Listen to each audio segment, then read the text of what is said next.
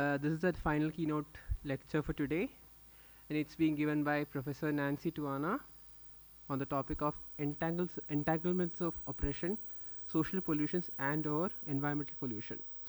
The session will be chaired by Professor Dickens Leonard. Please turn your devices silent.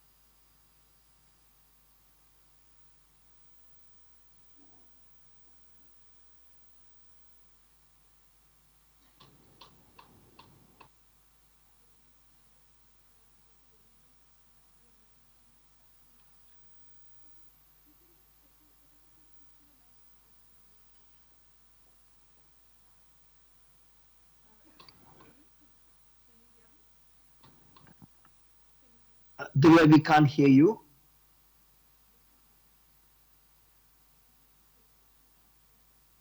Yes, can you hear me now?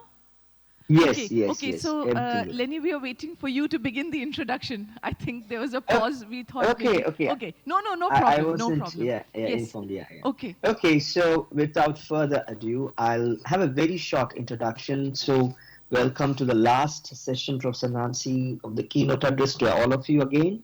Uh, Fantastic title again, Entanglements of Oppression, Social Pollution, and Environmental Pollution, uh, giving the connection between them. Just a short introduction to Professor Nancy. Professor Tuana is DuPont, class of 1949, professor of philosophy and women's, gender, and sexuality studies at Penn State University, and she was the founding director of the Rock Ethics Institute there. She is a philosopher of science and a feminist theorist whose research and teaching has focused on understanding and addressing systemic oppressions, which is one of the major theme of our conference at CPCR this year. Her work on climate justice includes research on the topic of gender and climate change, which her recent book titled Racial Climates, Ecological Indifference focuses on. It focuses on the intertwinings of systemic racism and climate injustice. So we are eager to listen to you, Professor Nancy. So the next, you can take 45 minutes to 50 minutes, an hour maximum, and the last 10 minutes can be for discussion. Over to you. Thank you. And it's a pleasure to be with you tonight, this morning here. I want to commend Divya and the other organizers of the Critical Philosophy of Caste and Race conference for the focus on systemic oppressions. An emphasis on individual biases can hide the ways that such biases are fueled by and can in turn intensify inequalities in terms of structures and systems. So this kind of focus is just crucial. My attention today will focus on the complex ways racism circulates in discourses about environmental issues. I'll engage the conference themes, the architecture of inequality, through an examination of the policies and technologies surrounding population control, both in terms of the growth of the population as well as efforts to control a nation's population through immigration practices. So both global population and worries about immigration. My examples are drawn primarily from countries in North America and Europe, but as Professor Bernasconi so clearly argued yesterday, when we engage in critical philosophy of caste and race, we must do so from a global perspective. My desire and hope is that my work today might catalyze a dialogue about how the architectures of inequality impact systemic racism and casteism in other countries, including India, both to understand common threads as well as to understand important differences that help us together fight against systemic oppressions. I'm going to share with you my PowerPoint.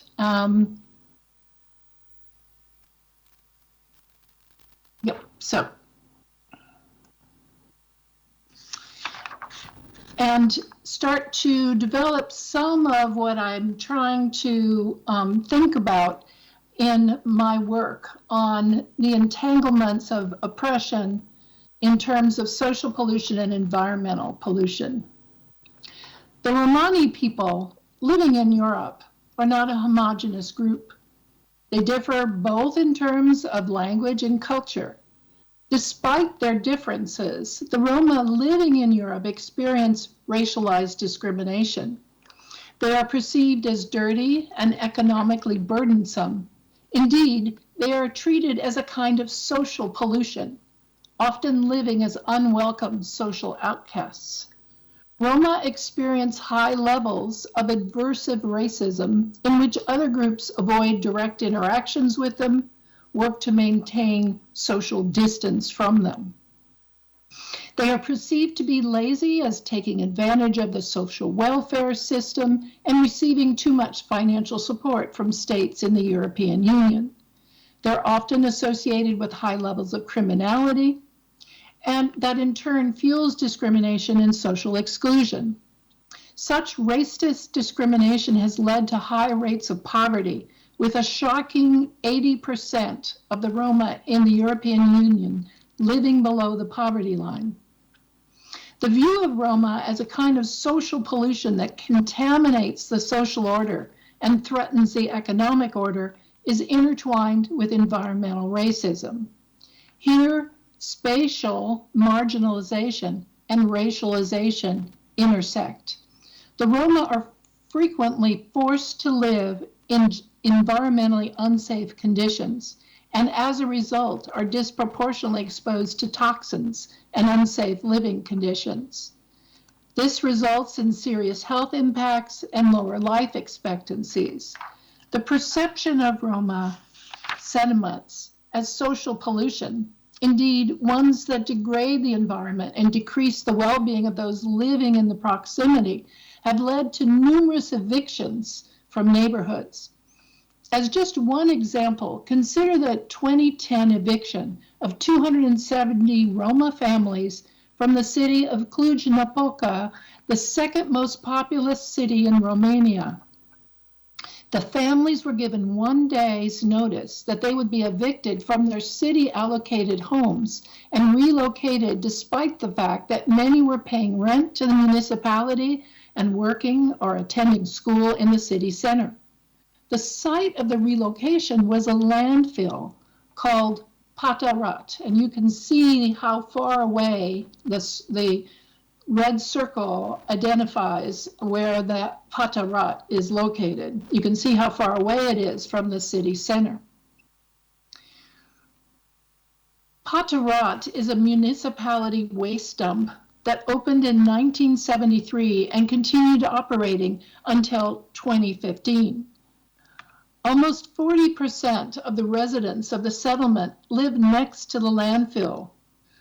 Almost 40% of them were moved from the city center in Cluj. The other residents moved there to eke out a living from waste gathering. The Roma at Patarat live in waste and are treated as waste, and as such, they are both environmentally and economically vulnerable. They are continually at risk from contamination from heavy metals from the waste. In fact, the water quality is so poor that a recent study found that the surface water in the area had such high levels of dangerous pollutants that it should be classified as, and I quote, a degraded environment not proper for life forms. The inhabitants often suffer from ear, eye, and skin infections, asthma, bronchitis, high blood pressure, heart and stomach problems due to the oozing substances and noxious smoke when burned. Because they're associated with social pollution, the stigma attached to waste, its odors and filth, is in turn linked to the Roma, intensifying the association with social pollution. Many in Romania did not find the forced evictions problematic, arguing, as one municipal representative phrased it, and this is a quote again, if you were to bring them to more civilized conditions, they would swiftly return to the landfill where they prefer to live. Indeed, the view is not that the Roma are put into polluted environments, but that they themselves create the pollution. Aversive racism has not only placed the Roma in degraded environments with associated health risks, it has placed them at a far higher risk from the impacts of climate change, such as floods and extreme weather. I provide this extended example not because the treatment of the Roma is unique, but because it's a pattern of racialization that we see with many different groups of people who suffer from systemic racism, from Blacks and Latinos in the United States to Dalits in India. The details can differ, but the broad patterns are often similar. The concept of social pollution is one of the mechanisms by which certain groups are treated as disposable.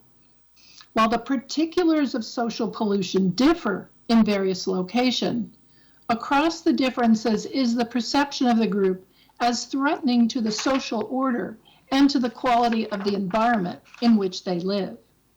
Social pollution is a practice that targets populations as inferior, indeed as defiled, and where their abnormality is seen as a threat to others.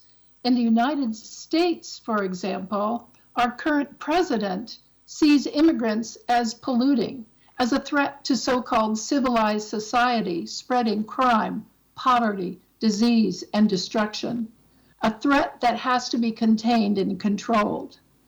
In the US, African Americans are in different ways seen as polluting, in need of spatial segregation that controls them and keeps them out of sight.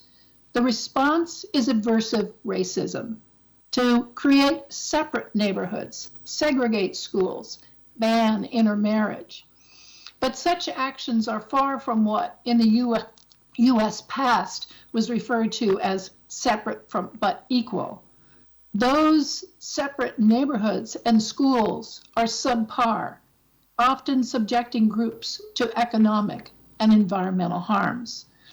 But, and this is a point to be emphasized, to focus solely on differential harms, as is often done in studies of environmental injustice, although revealing, is inadequate to a full appreciation of the complexity of the issue.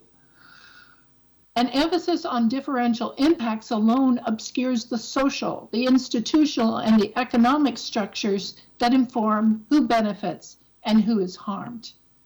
It occludes our understanding the ways systemic oppressions circulate. To more fully appreciate this, we need to understand what I have called racial climates. Racial climates are complex, emergent, and geographically situated. They're not the same, for example, across the countries that make up the European Union, but involve different histories and attitudes in different countries. In Somalia, racial climates circulate around ethnicity, with Somali Bantus suffering from historically informed oppressions. Racial climates in Brazil circulate around legacies of the transatlantic slave trade in ways both similar to and different from that legacy in the United States.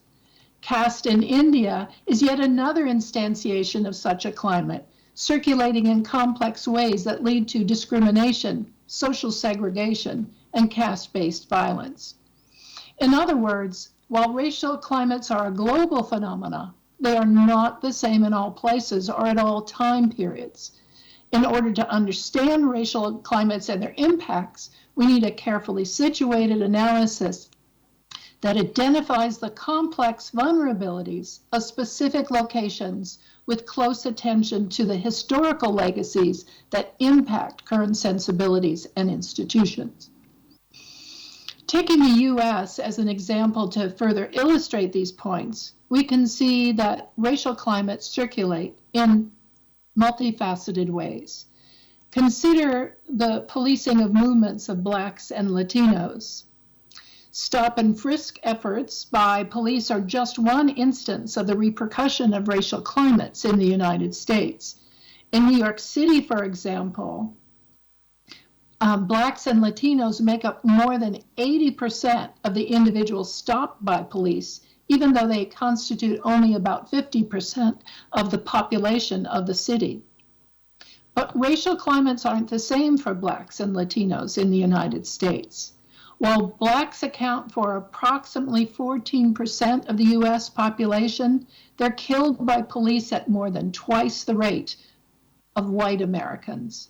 Or, to be more precise, Black men are killed at more than twice the rate, for 95% of the victims of police shootings are males. Latino men are also shot and killed by police at disproportionate rates, and lower than that of Black men. Racial climates for Latinos in the US, despite similarities, are not identical to those of Blacks. Latinos are more likely than Blacks to be treated as unwelcome, indeed as criminal foreigners, despite the number of generations their families have lived in the United States. They're often criticized for speaking Spanish or having an accent, and are frequently treated as unwanted and undocumented immigrants. Understanding racial climates involves understanding the histories of systemic racisms and their emerging impacts on differently racialized groups. Racial climates for Blacks in the US, for example, were and continue to be informed by the legacies and afterlives of the transatlantic slave trade. For Latinos and Indigenous Americans, waves of colonization and mass murders, though not the same waves, circulate in current manifestations of anti-Latino and anti-Indigenous climates. Genocides that arguably continue today in North America with the high numbers of missing and murdered Indigenous women and girls. Asian American climates, racial climates, are affected by the model minority myth, while at the same time informed by legacies of histories of anti-Asianisms that often contribute to current anti-Asian violence, as well as attributions of being perpetually foreigners. Hate crimes against Muslim Americans have yet different lineages and present-day instantiations, such as the more recent and complexly gendered phenomena of flying while Muslim in a post-9/11 world. To help understand racial climates, what Patricia Hill Collins has called controlling images is very helpful, and to see the ways in which these controlling images are drivers of racial climates. Collins developed the concept of controlling images in the context of racial climates in the United States that impact Black women.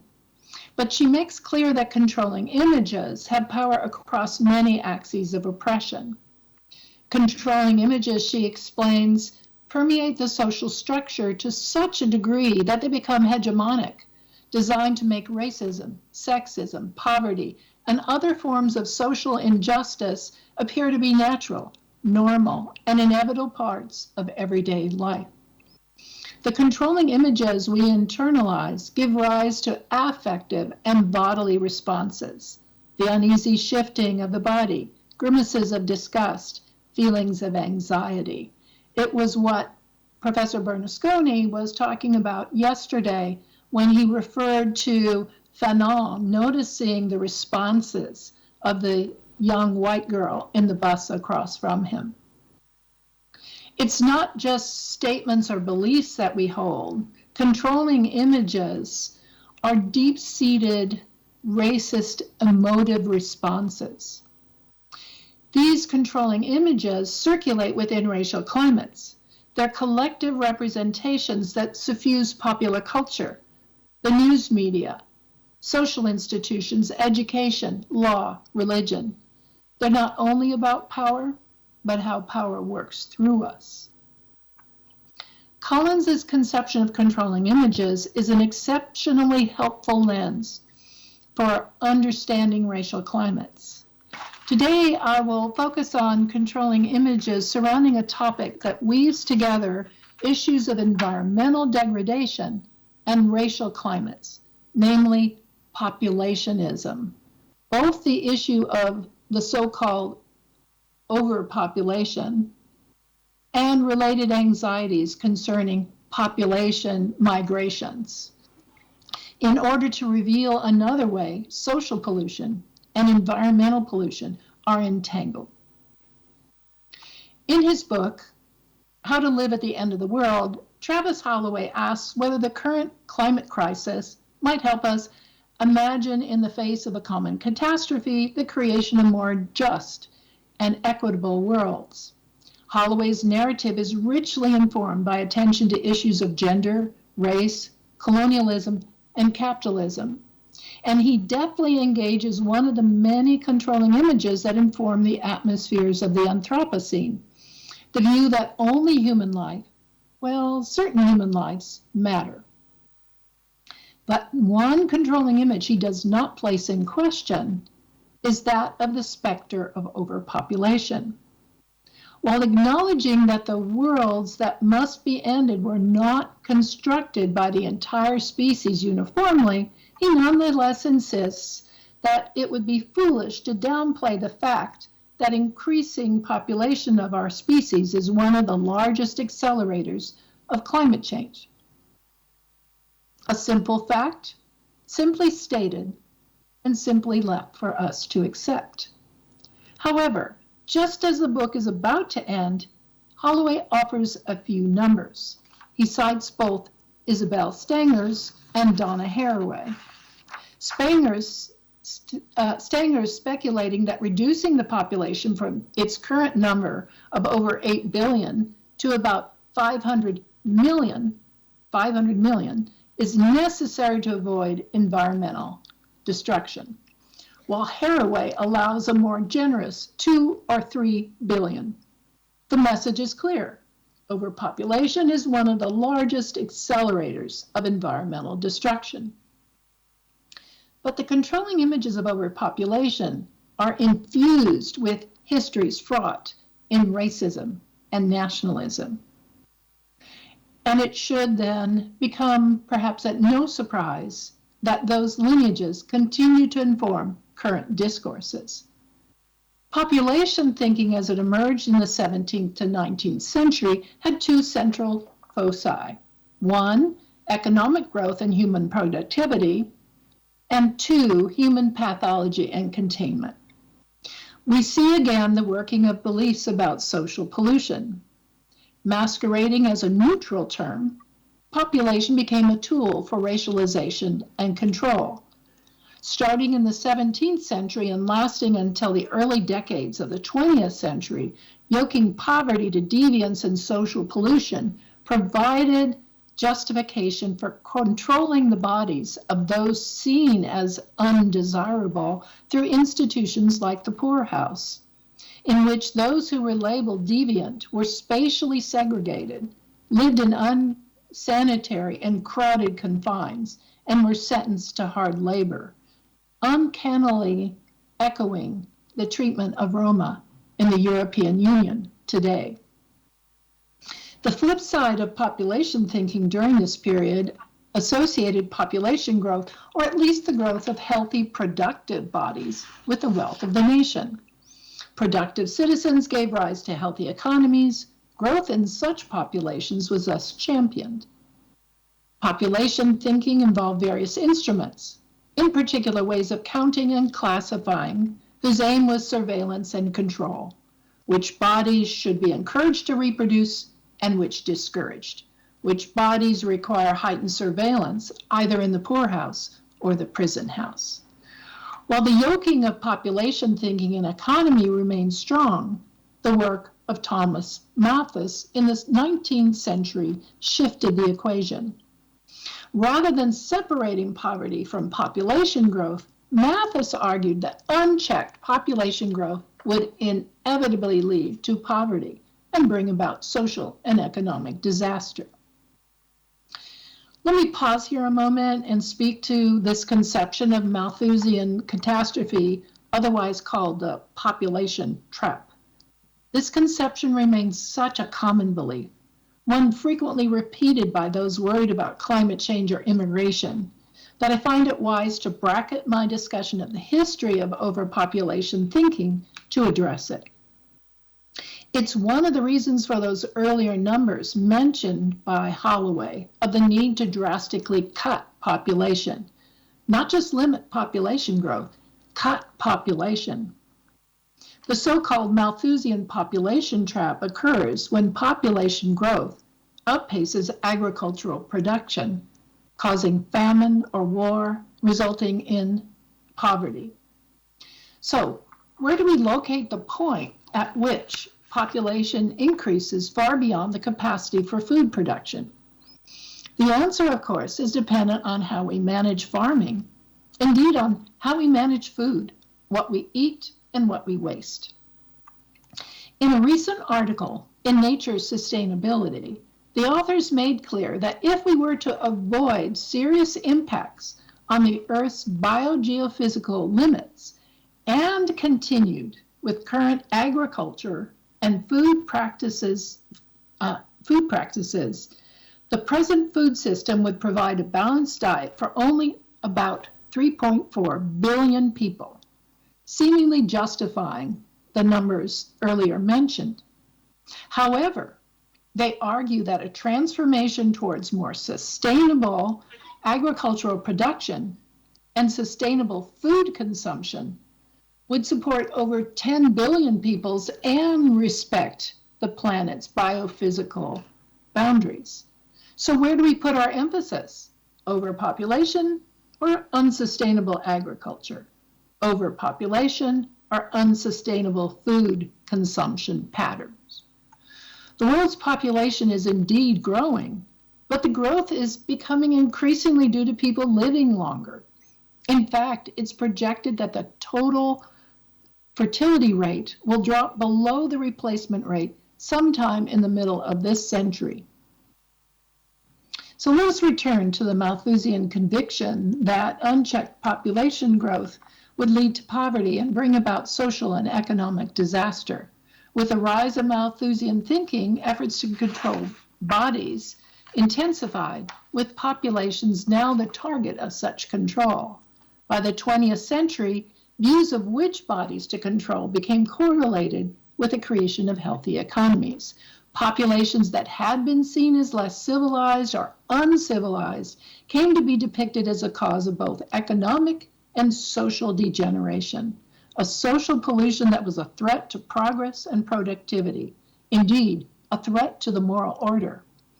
The controlling images of populationism constitute one of the ways biopolitics works to divide hardworking citizens from immigrants, vigorous youthful populations from dependent aging populations, more civilized societies from less civilized societies.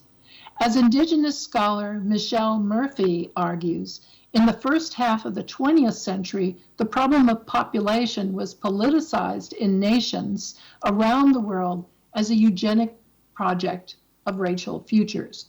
How to prevent the breeding of some for the sake of the evolutionary future of the whole. Despite masquerading as a neutral term, population is what Murphy refers to as a persistently racializing figure. The seemingly depoliticized statistical knowledge production that was and continues to be used to study population is in fact permeated by colonial and racist sensibilities, and becomes an instrument of control. Malthus's linkage of burgeoning populations and scarce resources gave rise to a new alarmist demography, that of global overpopulation. Interlinked with views about the carrying capacity of the Earth, whether it be Stanger's 500 million or Haraway's 2 to 3 billion. Populationist thinking is led to anxieties about the environment, indeed about biosphere degradation. We are told in ever more strident tones, as we see illustrated in this 2022 article published in Philosophia, Global Journal of Philosophy, that humanity is on the verge of causing a mass extinction, and its primary driver is our immense and rapidly expanding global economy. According to the authors, we are replacing Earth's 10 million wild species with more of ourselves, our domesticated species, our economic support systems, and our trash.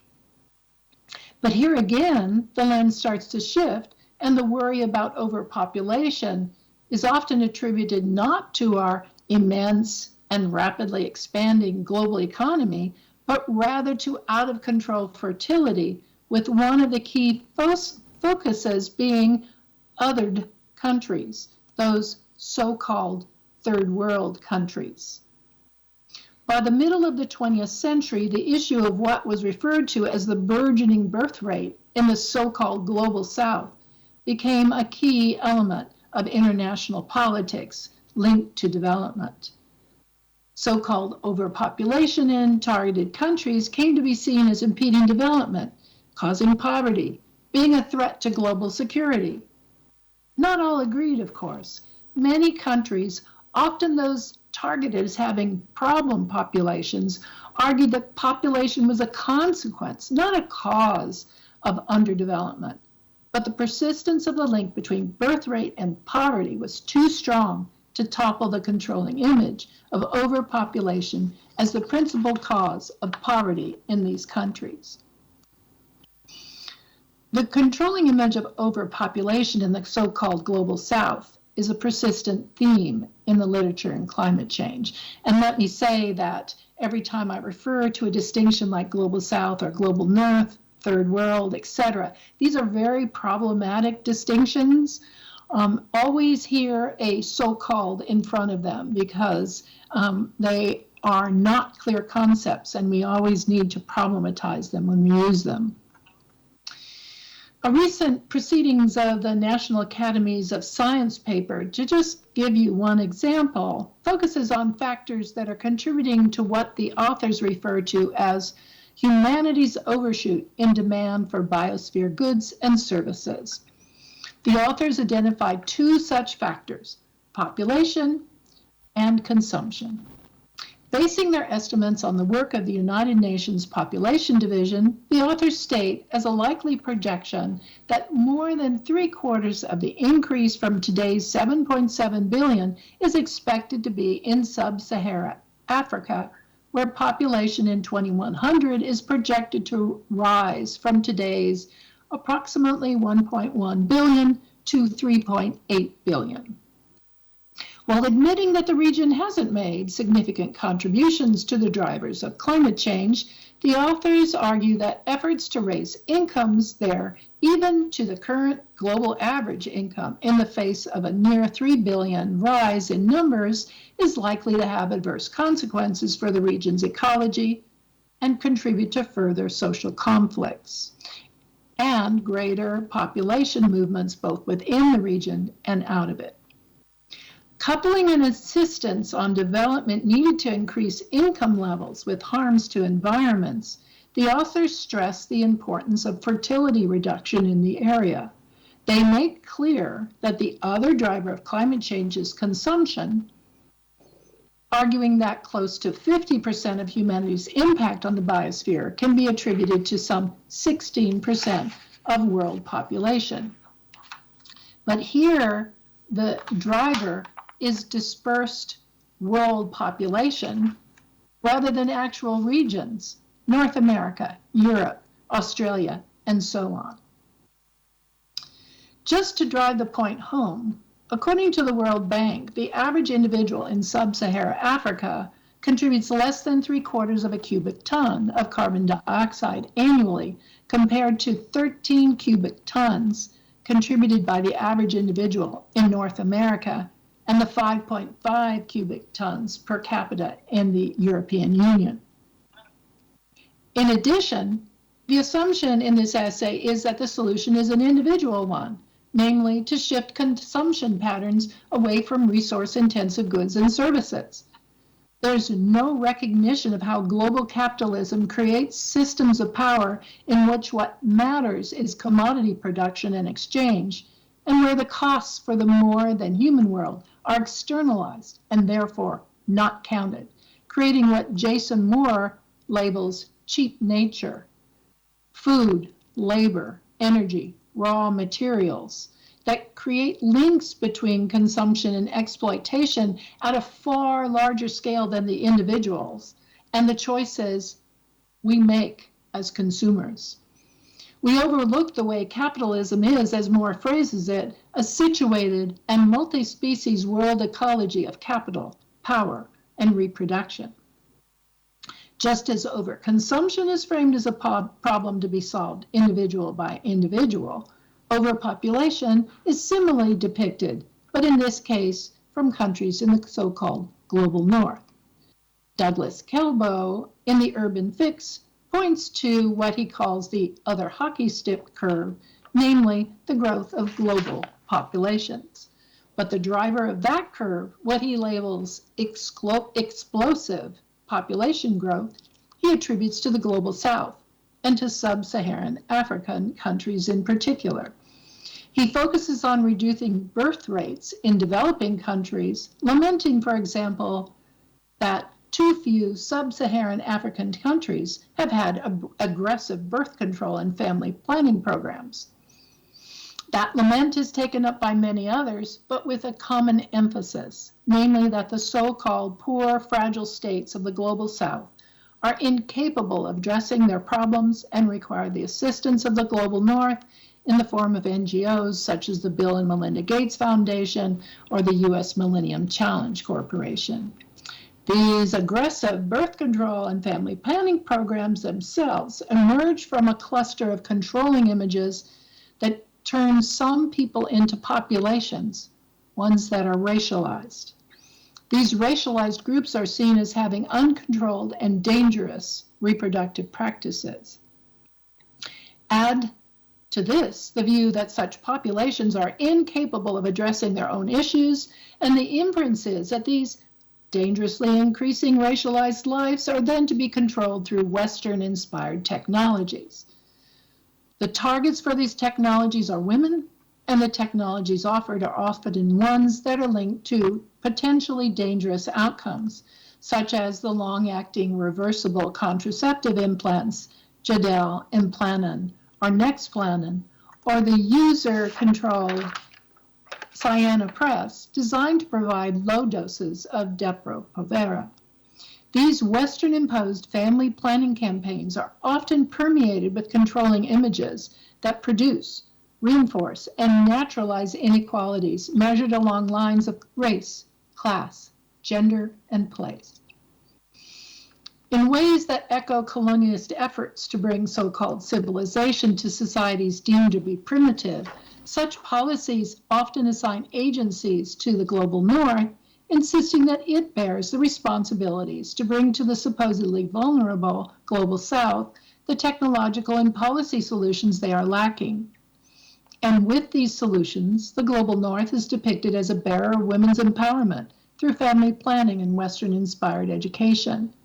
Such a position assumes that freedom, justice, and quality of life is to be measured by Northern standards, a position Dipesh Chakrabarty refers to as historicism, namely that the histories of all societies are variations on a master narrative to be called the history of Europe. This Northern quality of life is thus to be delivered by the North to the South. The issue of overpopulation, of course, is something that has driven family planning efforts in many countries, including India. The history of family planning in India would be another fascinating case study. While it is not one I can develop today, I urge that others consider the specificities of how anxieties about population and environmental harms are intertwined with racial climates in this family planning effort. It is important to note that a key element of controlling images of overpopulation, namely the coupling of population increase and harms to environment, is made possible through willful ignorance regarding how much those environmental harms are caused by the extraction of resources from the so-called global south by the global north. And add a sense of urgency, and the stage is set for interventions, ones that carry with them lineages of power and inequality. But the trope of overpopulation has a common bedfellow, namely unregulated, often climate-induced immigration, which is seen as threatening the geopolitical order, or at least the order enjoyed by the global north. Alongside family planning are the instruments of what Anne Hendrickson labeled geopopulationism, namely anti-immigration sentiments and legislation focused on migration from the global south that threatens global northern economies and stability. Here it is important to remember that some of the central elements of the controlling images of overpopulation originated from the white nationalism of Garrett Hardin, who was an ardent anti-immigrationist and co-founder of the organization Californians for Population Stabilization. Embracing the link between population growth and damage to environments, Hardin argued that every human being born constitutes a draft on all aspects of the environment, a sentiment you see echoed over and over again in the studies that I've shared with you today. Alongside strident overpopulationist views, Hardin insisted that even extending the lives of those currently born through food banks or other humanitarian care would have a negative impact on those nations who have already reached or exceeded their carrying capacity. As Hardin callously phrased it, every life saved this year in a poor country diminishes the quality of life for subsequent generations. Clear echoes of Hardin's racism infuse contemporary racial climates concerning immigration. Consider, for example, the organization Hardin co-founded, Californians for Population Stabilization. This nonprofit makes a link between environmentalism and nativism by advancing a quality of life argument for limiting immigration. Their lead motto is, out of control population growth threatens the California dream. Their argument is that unless population of California and the country at large is stabilized, we will all see, quote, the California dream slipping away, and along with it, the American dream. They describe their motivation by saying that their members simply wish to save some California and some America for their grandchildren. Their clear message is that care for the environment means limiting immigration. In a 2020 Earth Day campaign, they tell us that population growth is an environmental problem for the world and for the U.S. They follow this claim with a statement, and we know why our population has grown by 100 million since the original Earth Day. The unspoken answer to that statement, why the U.S. population has grown, is depicted in an image of long lines of people standing in the non-citizen lane of an airport, while the welcome home lane for citizens is literally empty. The ad ends with a quote by the founder of Earth Day, Senator Gaylord Nelson, who says, "The bigger the population gets, the more serious the problems become. In this country, it's phony to say, I'm for the environment, but not for limiting immigration. Never is the lens turned on resources dedicated to producing food, energy, or commodities for export to high consumption locations such as California, or the ecological harm of the extractions, including the creation of the cheap natures required to fuel such consumption. The nativism account of environmental harms targets those who are the least responsible for such harms and who are, in turn, seen through a racialized climate that marks them as unwanted and undeserving, as social pollution. While I've focused on anti-immigration sentiments in the United States, we find similar anti-immigration views in many countries. Indeed, anti-immigration sentiments grounded in the belief that migrants are destroying economic opportunities for current citizens is a common theme across Europe. And it is a theme that turns on the axis of racialized otherness. As Betsy Hartman explained, building an image of an overpopulated, environmentally degraded, and violent third world is politically expedient, especially as it feeds on popular fears that refugees from this chaos will storm our borders. Those fears are saturated with controlling images of immigrants destroying environments and harming ways of life. Cloaking racial climates with environmentalism or protectionism is just one of the many mechanisms of the controlling images of racial climates. A mechanism that is enmeshed in the very infrastructures and logics that have produced ubiquitous environmental violence. In consistently ignoring the biggest polluters, it keeps us from holding the worst of them accountable. In addition, the emphasis on family planning as an environmental fix sidetracks us from making investments into infrastructure and health systems like clean energy, food security, or mass transit to support healthy communities and advance social justice. As Patricia Hill Collins reminds us, oppression cannot be reduced to one fundamental type. Oppressions work together in producing injustice. As Professor Bernasconi commented yesterday, we can't just focus on one aspect of oppression. We need to understand the ways in which oppressions intersect. In fact, intersectional analyses, Collins argues, are prisms that call attention to the different facets of systems of power that contribute to social inequality and provide an important optic for examining the complexity of racial climates. The relevance of intersectional analyses to issues of environmental and climate injustice seem obvious. How can we consider environmental or climate vulnerability without attention to how the complex entanglement of oppressions, such as those involving class, gender, ability, religion, or sexuality, as well as race, impact risks and protections? This lens, however, is surprisingly rare, particularly in the field of climate injustice.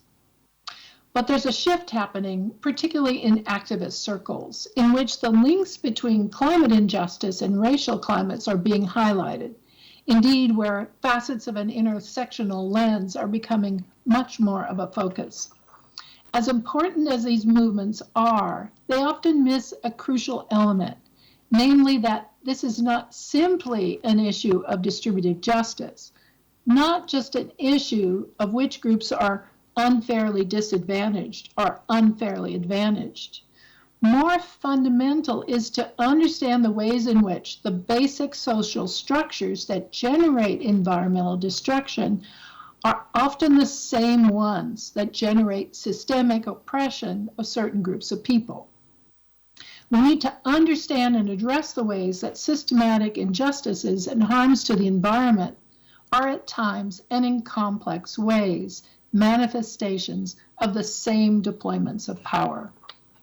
To make this intersection clearer, I build on and extend Kahn's conception of intersectionality to illuminate the complex entanglements of environmental destruction and systemic racisms, an approach I refer to as eco-intersectional.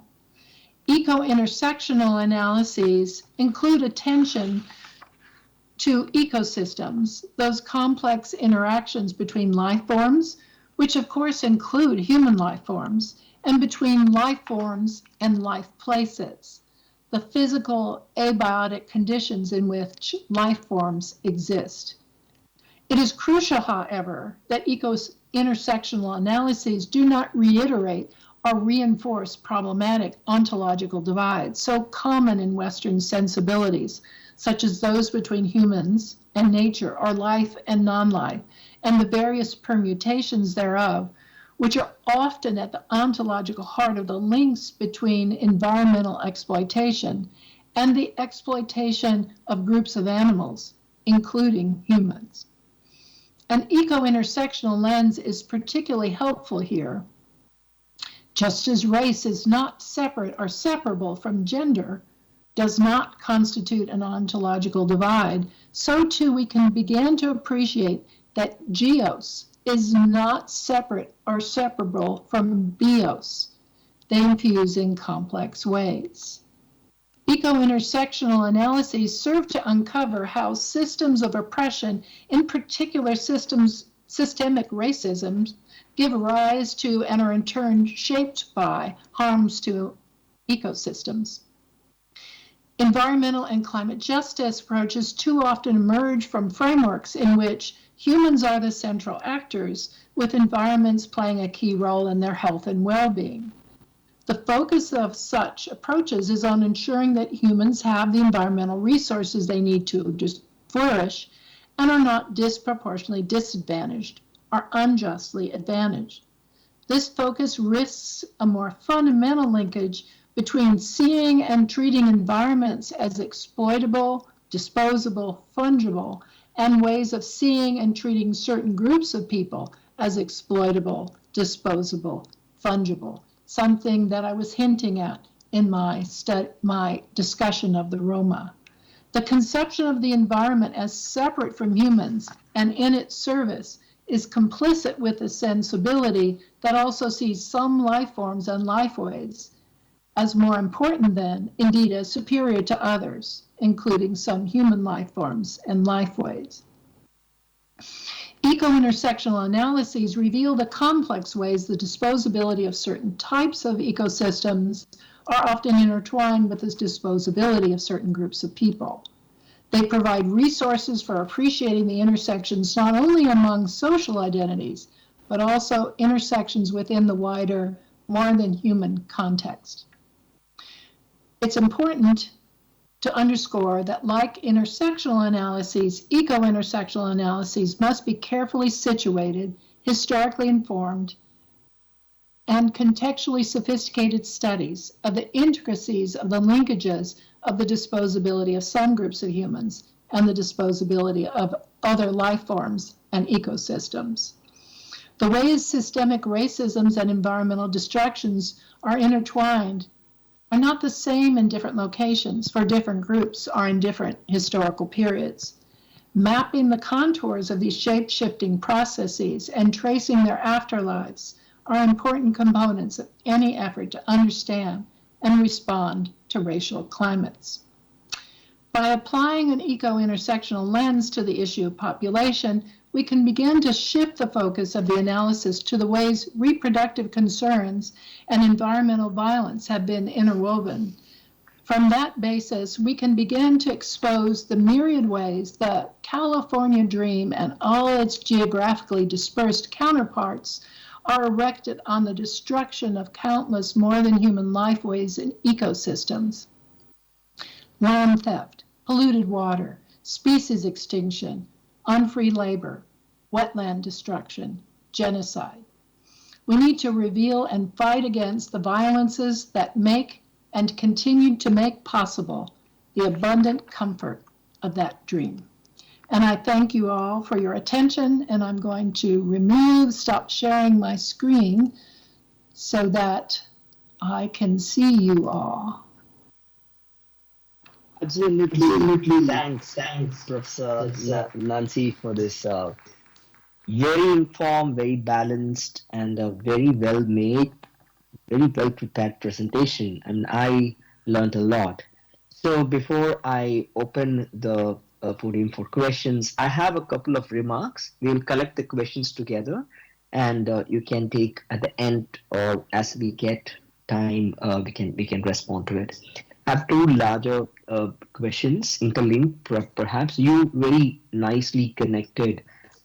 Systemic oppressions are interconnected, and they affect in similar patterns, although in each place it has a contextual difference. I would like to, since it was you had very less time reflecting on that, how about resistances that come against them across the world? Do they have a pattern, and why are those resistances often not connected in a sense of theorizing it?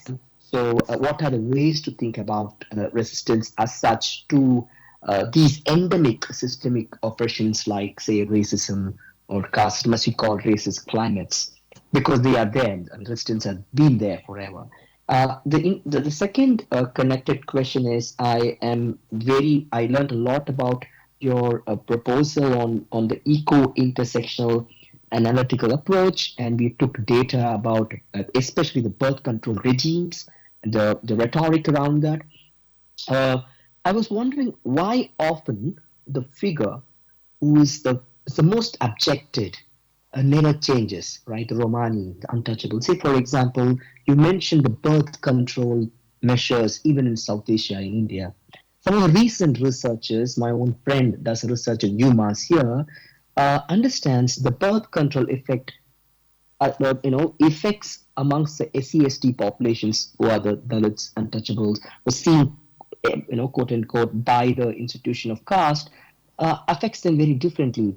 90 to 95%, he argues, this is Dr. Tandale, argues that 90 to 95% of women who die during birth in public institution are SCs and STs, right? The figure who gets affected more, even in a birth control manner, because there's untouchability to give a birth to a so-called untouchable woman. The hands don't touch them. Yet, therefore, 90 to 95% of deaths during birth of women and children are largely SC, he argues. So why is this figure, who is the most affected, never change for a longer period of time? And if it is so, uh, shouldn't the alternative be also coming from them, the most affected? And what are your reflections on the alternative ecosystems that should be also coming out from those most affected, so-called, by these regimes? Thank you, and I open the forum for more questions. Yeah.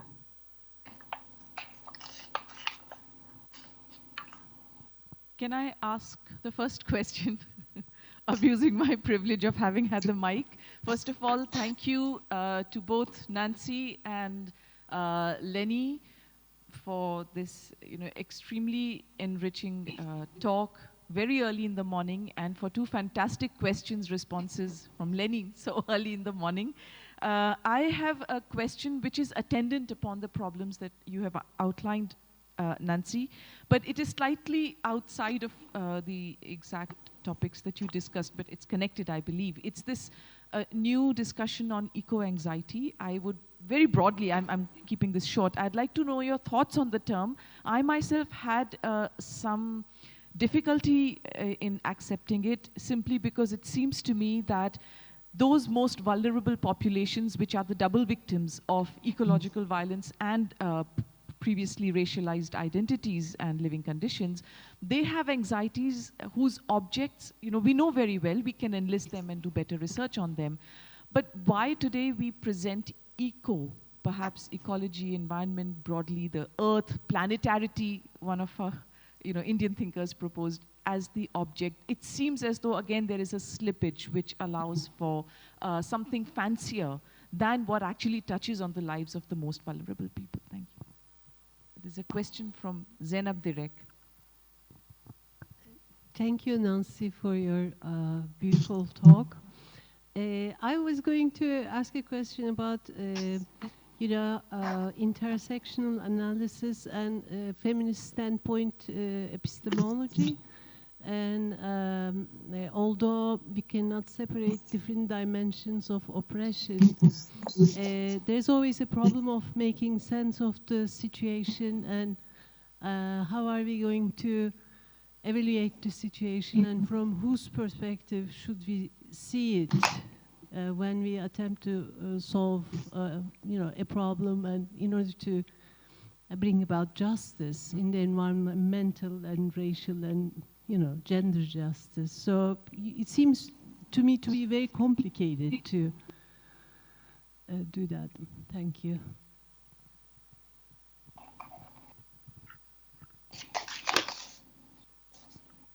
Probably you can respond. Yeah, Professor Nancy. Yeah, I've got a little list, so maybe I can address some of these, and then if there's still time, take additional questions. Is that okay? Sure.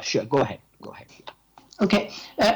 Wonderful and very difficult questions. So I think one of the problems and one of the things that all of us are trying to do with critical philosophy of caste and race is to understand the interconnections between the ways in which systemic oppressions work. Now, that is difficult to do because, as I keep trying to stress, you have to understand the historical lineages. So you can't really understand the nature of anti-Black sentiments in the United States without also understanding what happened in terms of the legacies of slavery in the U.S. and the ways in which, even when slavery became illegal, various Black codes were set into place that severely limited the possibilities for Blacks. But as I tried to hint at, these controlling images aren't just beliefs we hold that are true or false. They get into our affective dispositions, that we internalize views about social pollution that are very difficult to change. So while I think it's completely accurate, Fannie Lou Hamer said, none of us are free until all of us are free.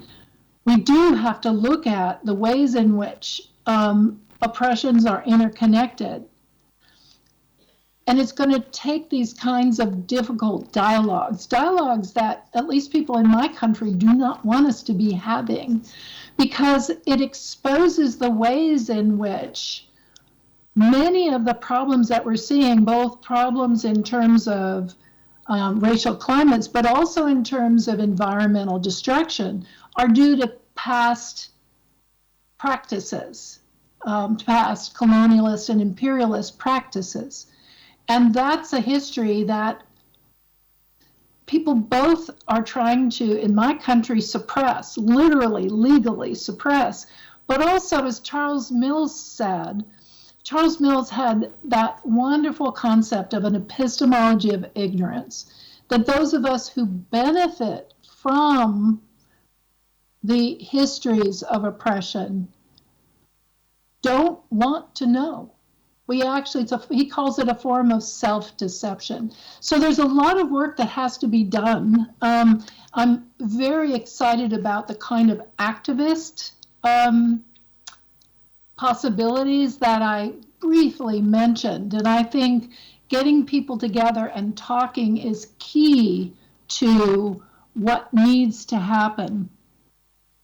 And to understand, I think I'm going to talk about the point about standpoint. I mean, one of the things that's very valuable about standpoint epistemologies, and remember, Collins was both of the early standpoint theorists, but also someone who's always championed an intersectional account.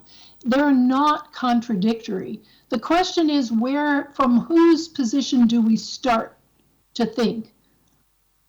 If we always start to think from the position of those in the most privileged position, we won't understand the problem. We need to be able to hear from and create opportunities to hear from the perspectives and experiences of others. And it's only in that way that change can begin to happen. My worry about why the figure that is most abject doesn't change is the very thing that's why I brought Jason Moore into my talk. If you have an economy that is completely dependent on what I would call marginally unfree labor practices, exploitation, people who do the work that other people don't want to do for very low wages. As long as we have a system of capitalism and a global system of capitalism, I don't think we can change the figure of those who are considered social pollutants, because they're the ones who do the work that others don't want to do for wages that are barely living wages. Now, that's simplistic. It doesn't take in all the historical contextualization, but it's just amazing how common the themes are. When you mentioned, for example, that about infant mortality rate and maternal mortality rate in India, in the United States, the highest level of infant and maternal mortality rate are with Blacks and our indigenous population. And our indigenous population and our Latina population are those who, in the past, now it's not allowed anymore, at least as far as we know, were most likely to be sterilized without their knowledge in order to keep those populations from reproducing. I too, Divya, have real concerns about eco-anxiety because I think that, there are two problems with it. To the extent that you have the view that we're heading to a catastrophe, the how to live at the end of the world, how to die, learning how to die. To that extent, we're more willing to accept unreasonable activities like geoengineering the climate or forcing population control into so-called overpopulated countries. Eco-anxiety often is not looking at the experiences of those who are the worst off. They have anxiety about getting enough food to feed their families, or anxieties about how they're going to manage the health problems that are being created by the housing they're being forced to live in without any kind of health care coverage. So I think eco-anxieties, I think you're spot on, Divya. Eco-anxieties is distracting us from some of the real problems. And it would be interesting to examine this through the lens of an epistemology of ignorance, to bring Charles Mills's work to bear on this. Is this something that a group of us are doing to try to keep from seeing what the real problem is? So I hope that I think I got most of the... Yes. Any more questions from the floor? Yeah, I think there are two questions. If you can be brief, and then there's one in the front row. Yeah. Please go ahead. Yeah.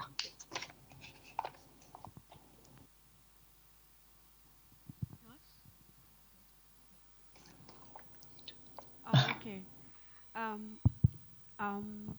Thank you, Nancy, for this absolutely fascinating talk. Can you hear me? Yes. Okay, right. Yeah, okay. So I agree with a lot of what you say, but unsure if I understood what your response would be to Donna Haraway. So you mentioned about her her suggestion, the idea that the population has to come down to 2 billion. I think somewhere she says, it's quite a big drop in number from what it is. But and you've shown in terms of the ideas about population. Please, can you stop this? Sorry. So in terms of population, all the policies of population control, you've shown what the implication of that is, particularly for racialized groups.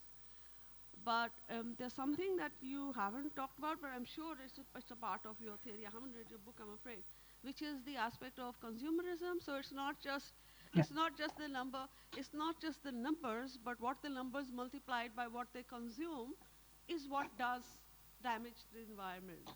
So that one thing that, and now the new controlling images, you can buy more and more things which have got 25% recycled polyester, and you think it's fine, 25% recycled polyester, but you still buy 10 of those things, and you're still, So I think that that aspect of what actually damages the environment is a necessary part of any critique of a policy which is there meant to control. I assume you would add it in another talk, and you probably already have it in your book. But in terms of communication about controlling degradation of climates, how would you respond to Donna Haraway? And I'm saying this as a stepping back from this particular debate to other debates. We have similar other debates about other questions where people take diametrically opposed practical solutions to a problem they identify as the same problem. So you and Donna probably agree with what is the problem, but you disagree with what is the solution. And so why amongst philosophers or other people who are inclined to meet, who talk about social injustices and who are very concerned about the same issues on such divergent planes? And I worry sometimes that some of it has to do with people protecting their theoretical ideas. It is not necessarily, I mean, Lenny's question was about why don't you ask what is the solution coming from those most affected? So that's one way of doing it, that if the most affected were to talk amongst each other, they will come up with different solutions. But people who have different theoretical models have different ideas about what should be the solution. And some of them could be that human beings are just one other living being, and so it doesn't really matter if human beings disappear because there are other beings which are more equally involved. That's coming from a theoretical model. So I want to know, is this something of a problem about philosophizing?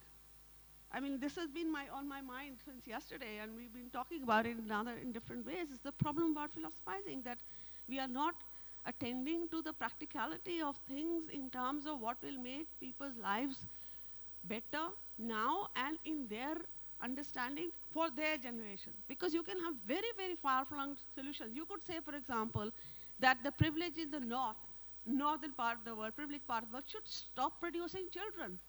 They should, all funding should be removed from IVF, from freezing eggs and freezing. Why? If population is a problem, that shouldn't be allowed.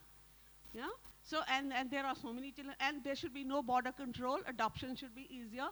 Children born in the global south should easily be able to go and live and make families with people who are more privileged in other parts, so we could have a happier world. There are many other solutions possible of movement of population rather than decimation of population, right? So sorry, it's hardly a question, but I do want to know, how would you respond to Donna Haraway? So, thank you. Sorry, Nancy, so sorry. One last question very briefly, and then if you can answer them together. Of course. Okay. Am I audible? Yeah.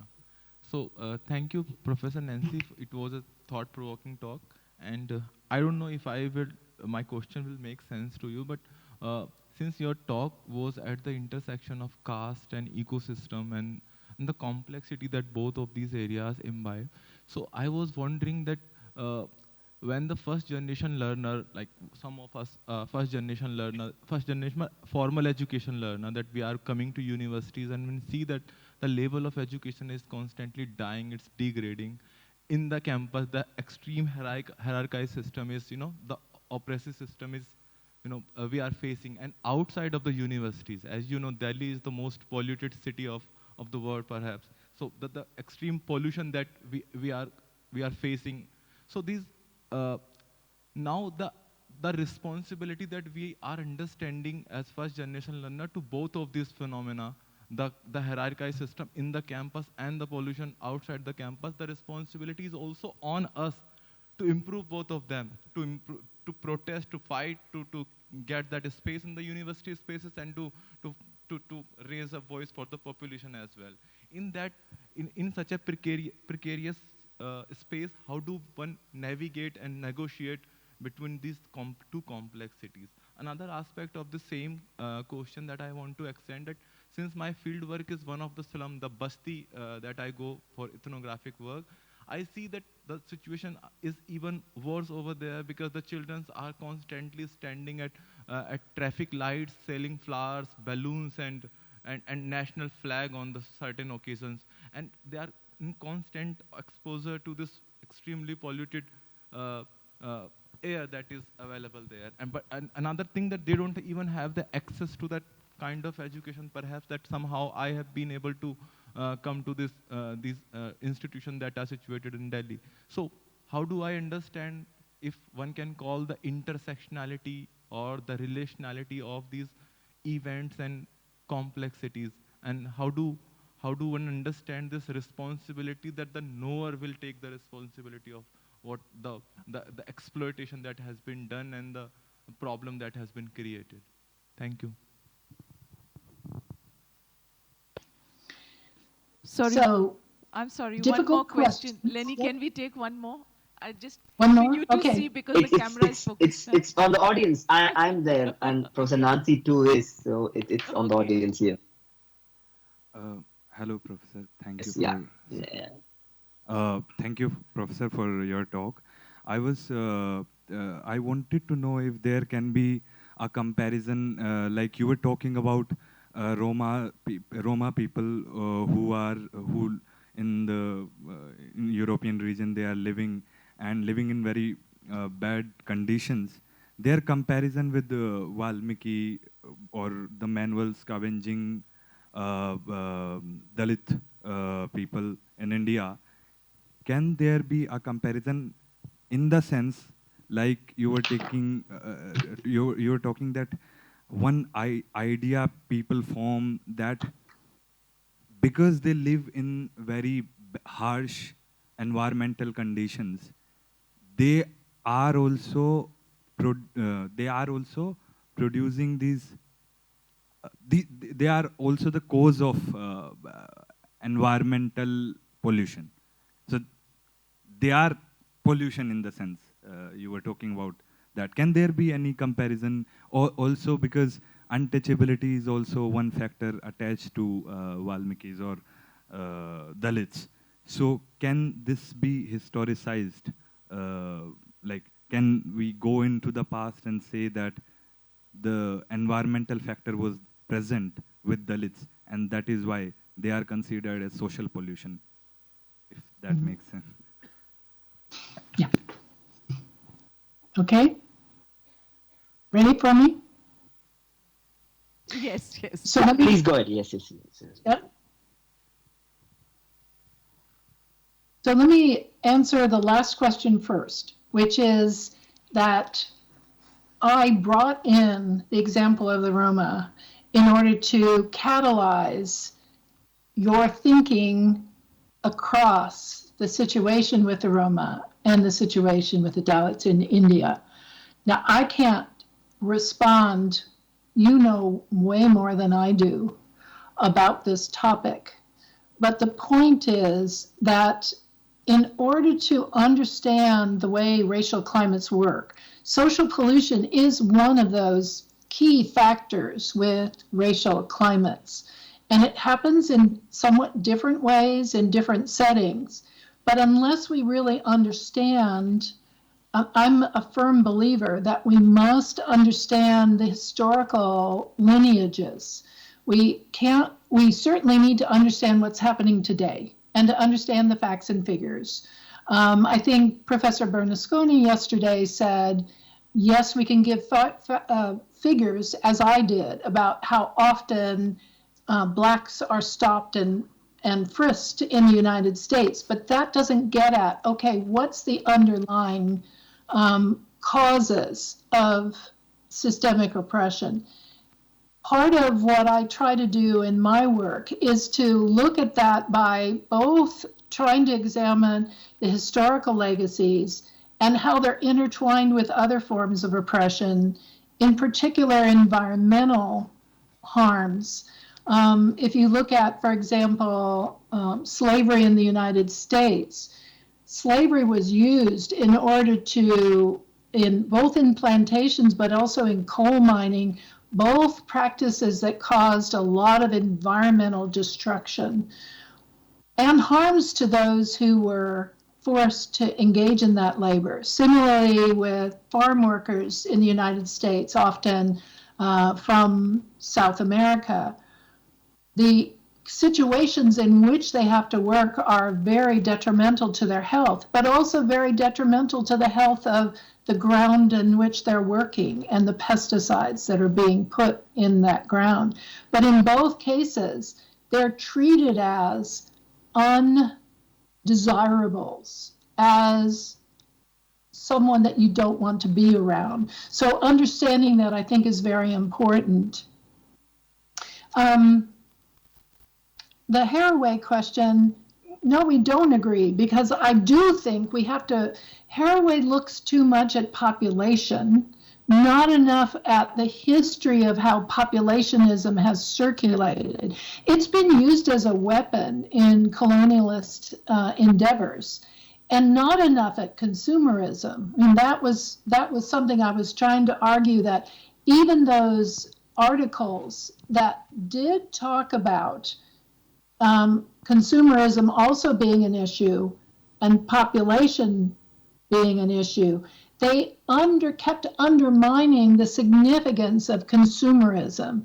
And one of the articles that you might remember insisted that any effort to raise the quality of life would result in environmental harms.